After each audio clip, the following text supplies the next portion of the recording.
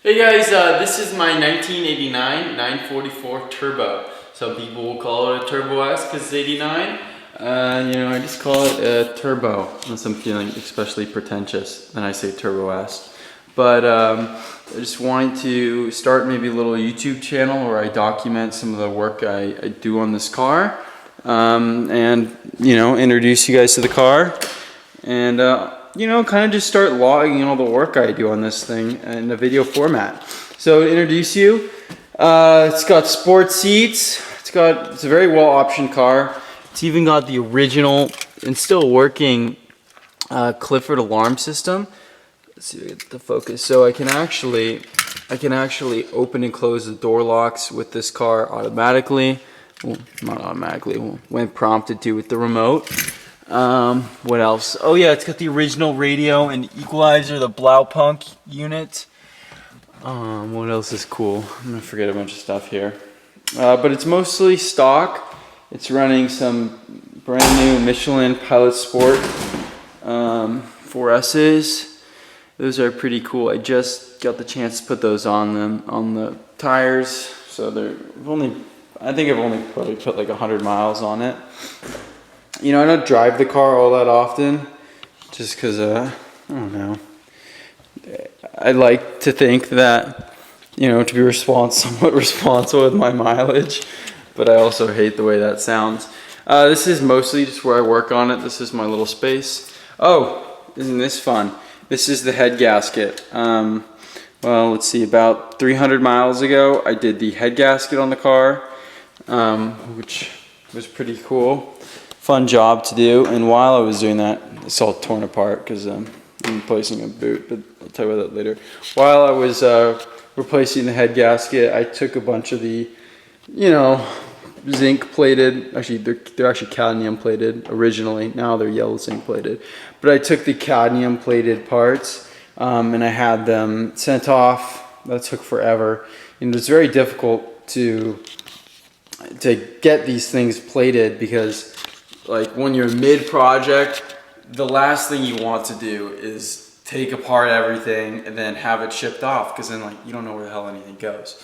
So that was pretty annoying, but to be honest, I'm more than happy with the results because the engine bay looks pretty darn cool. So that is what's going on here. That's why everything, I think, looks so nice in here. Right now, as you can see, this is not exactly what it should be looking like. I pulled out the intake boot. That's right there. Pulled that out because there's some cracks in it. It's just a really small one that I had noticed. So I pulled that guy out and I'm replacing it. Got a new one on the way. Yeah, but just wanted to talk a little bit about what I did with the head. So I had the head taken out to, just a really awesome 944 shop. I guess he doesn't just do 944 heads, but he rebuilt the head. I installed it and did all the work myself, but he did a super killer job. Joshua, if you guys know who that is. But Joshua rebuilt the head. He did a light street port on it, but mostly stock. Replaced, I think, springs, valves, valve stems, valve seats, basically everything. It was like $2,000 just for the rebuild in the head, so it was extremely extensive. And then also, and more interestingly, on the cam tower, but you can see this is freshly machined, the lifter bores were bored out to a bigger diameter, and Mercedes 300D lifters were installed. So this is pretty cool. It's got brand new INA lifters, 8 of them, and they're the larger diameter out of a Mercedes, like I had said.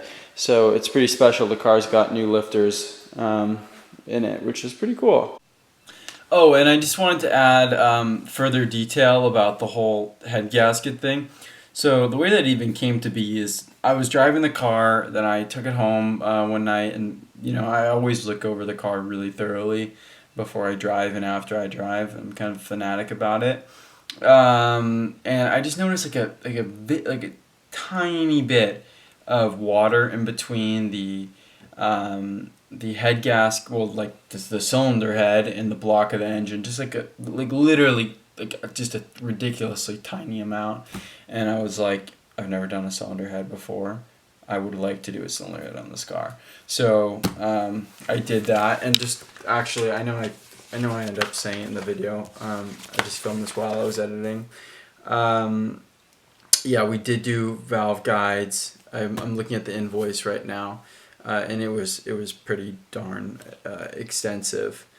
I forget which website I used for this, but I was able to find the options list on the car. And then when I go on Renlist, none of this, basically, this car's got kind of an interesting history.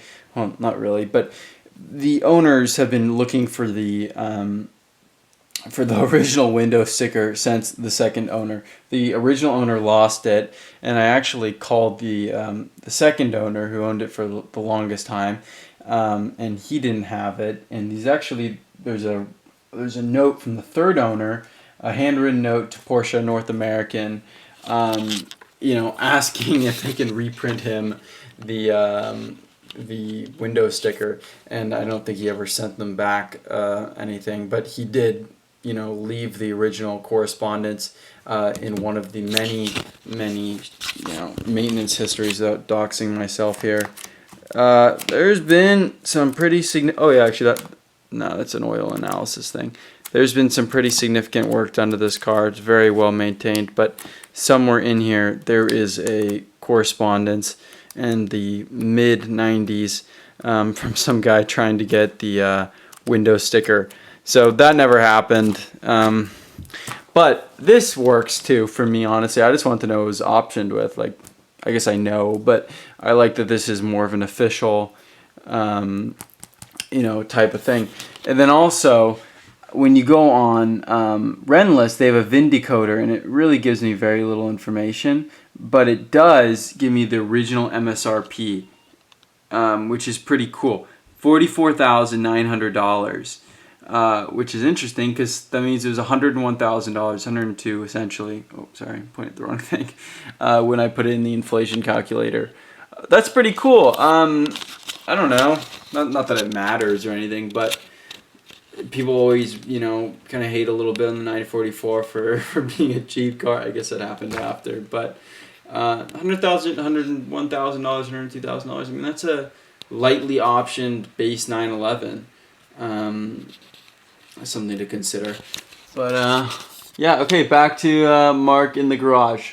It's got the 928 S4 brakes on it.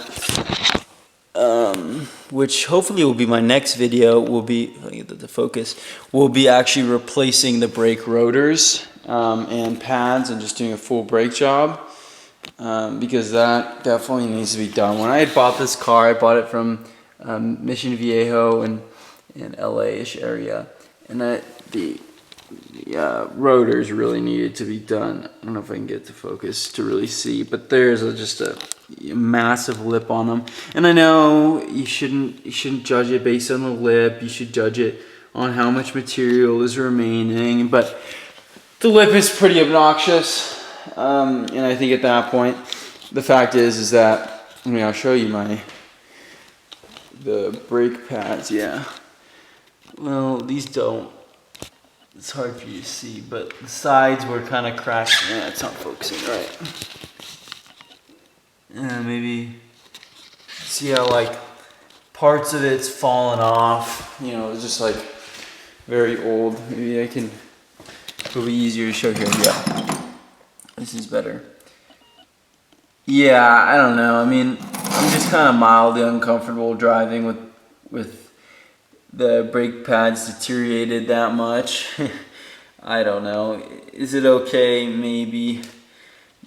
But I pulled them out and I was like, this is just way too beautiful of a car to be that negligent, I guess. I prefer to stop when I hit the brakes. So yeah, so that's the next plan.